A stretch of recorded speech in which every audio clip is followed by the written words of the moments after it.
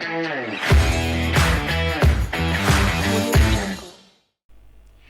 Sobat Podcast, welcome back to our podcast di mana kita bakal ngomong ringan tapi berbobot.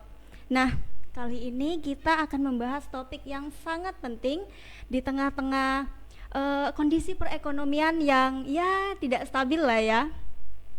Kalian pasti udah pada denger dong, kalau misalkan ekonomi kita itu lagi bisa dibilang tidak stabil, mulai dari nilai tukar yang gak stabil, terus harga barang yang perlahan-lahan mulai naik ya, dan juga ekonomi global yang lagi banyak banget drama.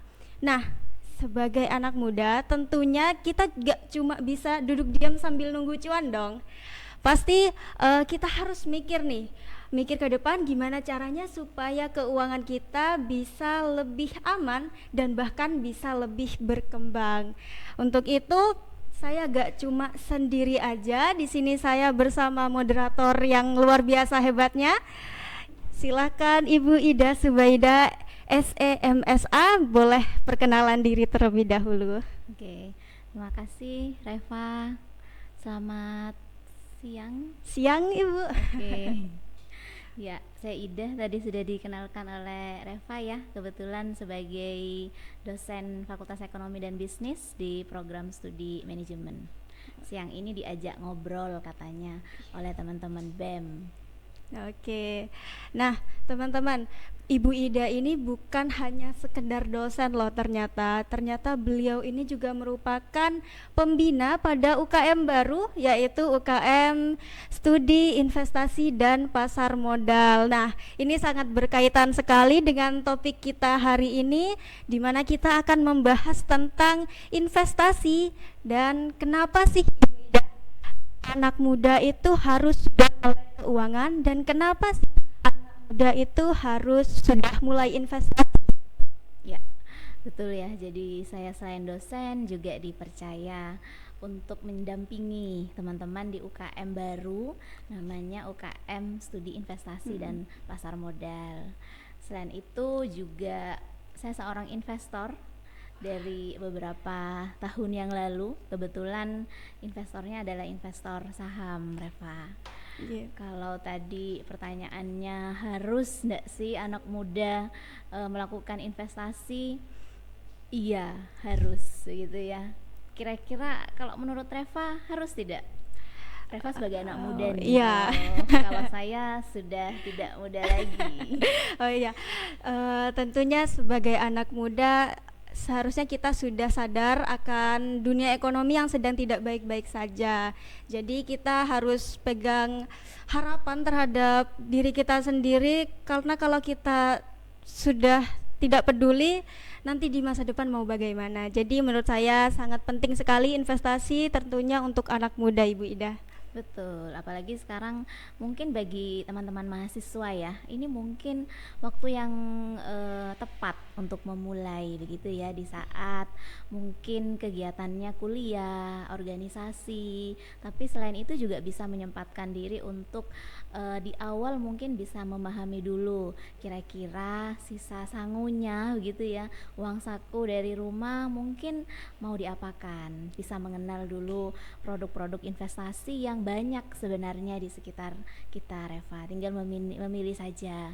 Misalnya mau, mungkin kalau anak-anak muda sudah pada kenal mungkin investasi di emas gitu ya, nanti ada emas batangan, atau di pasar modal ada reksadana, ada saham juga kalau ingin menjadi investor seperti saya. Oke, jadi banyak sekali ya Ibu untuk investasi itu, jenisnya ada tadi reksadana, lalu ada juga investasi ke emas ya Bu? Betul, ya. bisa jadi. Nah, kalau saya sebagai anak muda, jujur ya Ibu, sebenarnya hal yang saya takutkan adalah resiko yang akan saya ambil ketika saya investasi. Nah, pertanyaannya bagaimana sih cara mengatasi ketakutan anak muda terhadap resiko-resiko itu? Betul. Sebenarnya memang problem yang tidak kalah penting begitu ya, selain modal yang akan diinvestasikan, memang faktor psikologis, Reva. Mental begitu ya, dimana ketika mungkin investasi yang kita pilih sedang turun, gimana kita mengolah atau memanajemen mental kita biar tidak FOMO ikut-ikutan beli ketika harga orang-orang pada beli gitu ya, tidak FOMO langsung menjual, akhirnya akan merugikan bagi si investor tersebut. Oke, kalau ngomong soal investasi, langsung saja. Kira-kira investasi yang bagaimana yang direkomendasikan untuk mahasiswa di saat kondisi mahasiswa itu tidak punya penghasilan tetap, Ibu. Jadi kita mau langsung ke prakteknya seperti apa? Boleh diberikan contohnya mungkin investasi di sini seperti ini.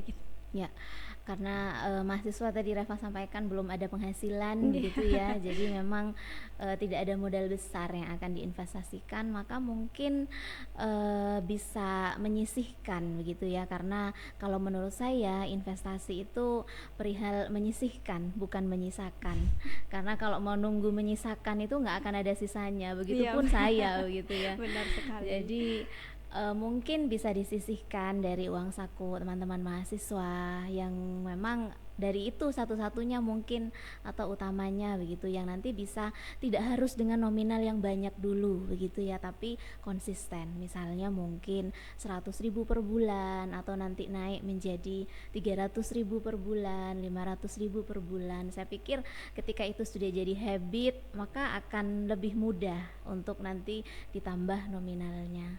Kalau tadi ditanya investasi apa contohnya, karena kebetulan di sini saya juga sebagai investor saham, maka saham juga bisa dipilih nih menjadi salah satu opsi investasi anak muda, investasi mahasiswa begitu ya. Karena kan teman-teman mahasiswa kalau yang laki-laki misalnya sering main game begitu ya, menghabiskan beberapa jam di ponsel masing-masing. Kalau yang perempuan mungkin sosial media atau kalau Shopee. betul menghabiskan scroll e-commerce begitu ya, Benar sekali. atau nonton opa-opa di drama Korea gitu ya. Iya, Bu. Jadi menghabiskan berjam-jam dalam sehari untuk melihat ponsel atau handphone masing-masing. Nah, itu bisa dijadikan habit yang dipindah sedikit arahnya, daripada misalnya 4 jam sehari untuk main game, mungkin bisa 2 jam main game, sisa 2 jamnya kita bisa alokasikan untuk analisis saham begitu ya. Jadi melihat pergerakan naik turunnya harga saham misalnya, atau menganalisis yang mau kita investasikan di perusahaan yang mana. Kalau itu konsisten, insya Allah kalau tadi ketakutannya resikonya begitu ya, maka tidak ada, karena memang tidak terjadi ya maksudnya ya, karena memang resiko itu datang karena kita tidak tahu apa yang kita lakukan. Tapi kalau kita sudah tahu apa yang kita lakukan, kita bisa minimalkan resikonya begitu mungkin. Oke. Reva. Jadi nih, tadi sudah terjawab oleh Ibu Ida untuk anak muda yang kiranya mau berinvestasi tapi masih ngeluh, penghasilan saya masih bukan penghasilan tetap. Terus saya gak ada waktu. Nah, tadi sudah dijawab oleh Bu Ida sendiri bahwa lebih baik menyisihkan daripada menyisakan. Nah, dengan menyisihkan uang bulanan kita, nah jadi jangan nunggu sisa-sisa belanja terlebih dahulu ya Bu Ida. Jadi kita langsung lainkan uang di awal saat kita dapat dari orang tua kita, atau mungkin saat kita bekerja, mungkin ada yang sudah bekerja ya anak muda. Lalu Bu Ida, kalau misalkan bagaimana sih cara atau dari mana sih kita bisa dapat informasi tentang saham-saham itu tadi? Kita bisa cari, mungkin ada aplikasi atau ada websitenya, itu di mana Bu Ida? Oke, untuk teman-teman mahasiswa anak muda, mungkin mahasiswa UNAS ya, kita ada UKM baru tadi yang sudah di awal diperkenalkan, ada UKM Studi Investasi dan Pasar Modal. Nanti mungkin kalau ingin tahu lebih dalam lagi, maka bisa nih bisa main ke UKM kita, bisa bergabung di UKM kita. Di sana kita akan belajar investasi bersama gitu ya, bareng-bareng dengan teman-teman yang lain di UNARS. Atau kalau memang secara umum sebenarnya di gadget masing-masing kita sudah bisa mencari banyak sekali detail informasi perusahaan, mulai dari mungkin kinerja keuangannya seperti apa, direksinya seperti apa, harganya, harga sahamnya seperti apa, itu bisa kita akses secara terbuka sebenarnya, secara bebas, Reva. Bisa di websitenya Pasar Modal Indonesia BEI atau di websitenya perusahaan masing-masing.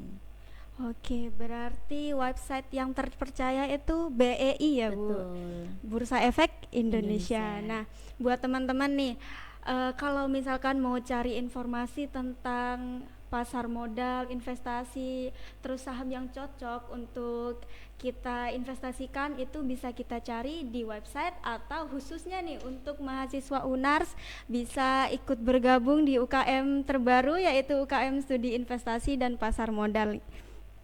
Nah, pertanyaan selanjutnya, biasanya kesalahan apa saja sih Ibu yang dilakukan oleh anak muda saat melakukan investasi? Betul, beli kucing dalam karung, Reva. Oh, apa itu?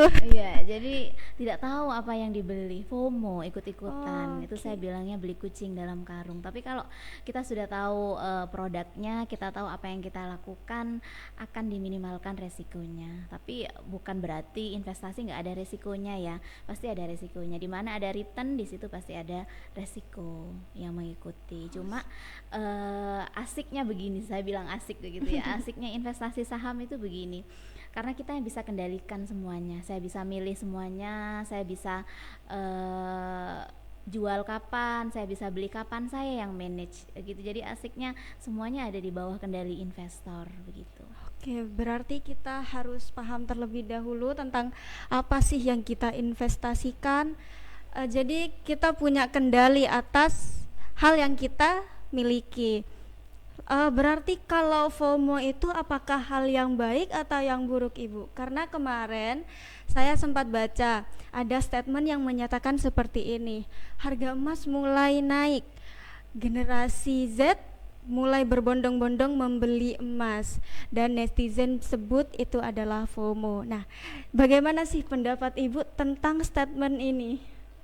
Ya, FOMO itu tadi ya, berarti dia tidak tahu, hanya ikut-ikutan, ikut yang harga emas kemarin mungkin di beberapa waktu terakhir naik-naik terus nih. Beranggapannya kan mungkin si Gen Z tadi bilangnya ini akan naik lagi begitu. Tapi ternyata beberapa waktu kemudian sudah mulai turun lagi sepertinya. Tapi kalau memang FOMO-nya ternyata masih di arah positif begitu ya, artinya ketika tidak langsung ikut-ikutan saja tapi dilakukan analisis mungkin sedikit atau lebih banyak, maka mungkin bisa mengurangi resikonya dari FOMO itu. Oke, berarti FOMO itu gak sepenuhnya salah, nggih Bu. Bisa saja kita akali dengan analisis mendalam. Jadi meskipun kita ikut-ikutan, kita punya bekal nih. Saya ikut-ikutan, tapi saya tahu harga emas seperti ini, perkembangannya nanti bagaimana.